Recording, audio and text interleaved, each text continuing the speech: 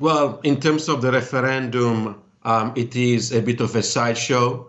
Uh, I disagree a bit with what we heard earlier in terms of savings.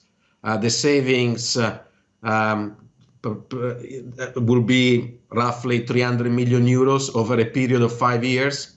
That is 0.0017 of a percent of the public expenditure in Italy. So the referendum is a bit of a sideshow. Most likely it will pass, and is not going to, most critically, leaving aside the money issue, it will certainly not make the whole policy-making process in the Italian parliament more efficient. So it's an half-cooked reform. It's something that Five Star can flag on Monday to claim victory. Because on the other way around, in the regional election, the Five Star will get a severe beating, just like it has happened in every single regional election since 2018.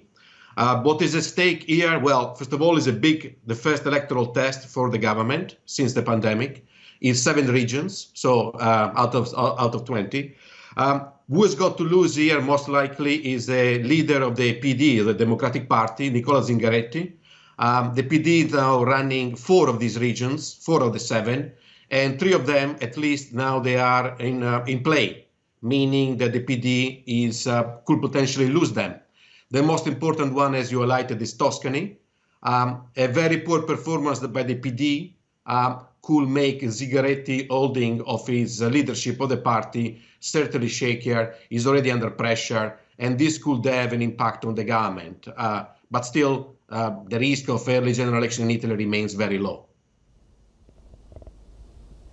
We know with the COVID-19 pandemic, when it first hit Italy, it hit in different regions. The northern part of the country obviously hit hardest. And as a result, several regional presidents have acquired a real national profile.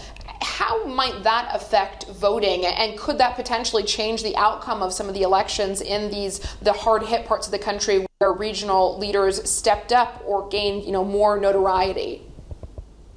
Well, the one who stands out there is Zaia, the chairman, the governor of Veneto.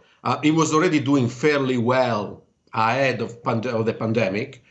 He has managed now to increase his support, according to the polls, to almost 70-75%. So it will be interesting to see whether the polls are confirmed with the vote on Sunday and Monday. Why we should keep an eye on Zaia? Because he's potentially seen as a replacement for Matteo Salvini. Matteo Salvini has been struggling over the last 12 months in terms of personal leadership. The party has lost popularity. So Zaia here is potentially seen as a contender. I don't think it is the case right now, but certainly something to keep an eye on for the future. The other interesting personal individual here in play is the governor of Puglia, Emiliano. He is a fairly controversial figure. The PD was forced to support him because they were lacking any other credible candidate. But certainly within the center left, they are deeply divided about Emiliano. So if Emiliano loses, certainly somebody like former Prime Minister Matteo Renzi would have a party on Monday. So that is, in terms of personality, I will focus on Zaia in Veneto and Emiliano in Puglia.